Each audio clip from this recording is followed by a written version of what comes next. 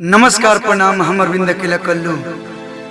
जैसन कि आप सब लोग जानत नहीं लोग कि हमने के देश में ही ना पूरा विश्व में कोरोना जैसन महामारी से, कोरोना बीमारी से लोग त्रस्त बा, लोग परेशान बा। और वही परेशानी में भी हमनी के जान के सुरक्षा करे खातिर अपन जान के बाजी लगा के हमनी के सुरक्षा करता लोग।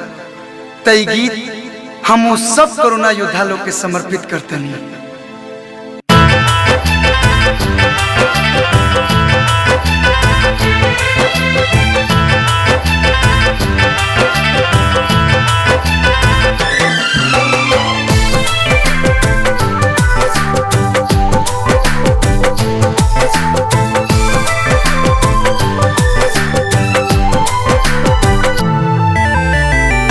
डॉक्टर सफाई कर्मी, मीडिया या जवान के बड़वे सलाम मोरा देश के किसान के, बड़वे सलाम मोरा देश के किसान के, बड़वे सलाम मोरा।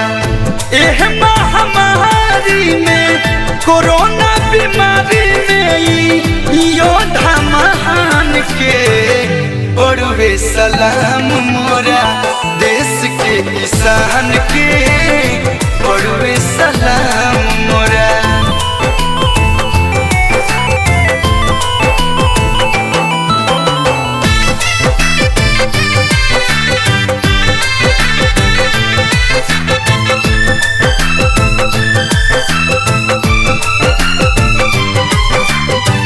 रात दिन जागी एगो जान के बचावे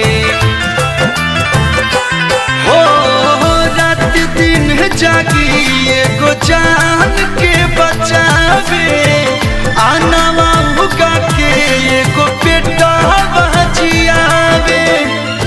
भारत माता के मोदी, भारत माता के मोदी वीर हनुमान के बड़वे सलाम मोरा देश के किसान के, बड़वे सलाम मोरा।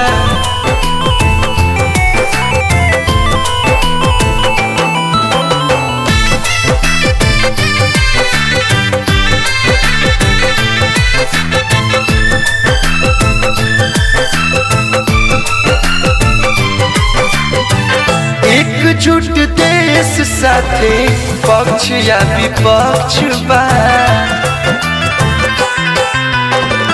एकजुट देश साथे पक्ष या विपक्ष बा। कोरोना भगावे खातिर ठनले सभे लक्ष्य बा।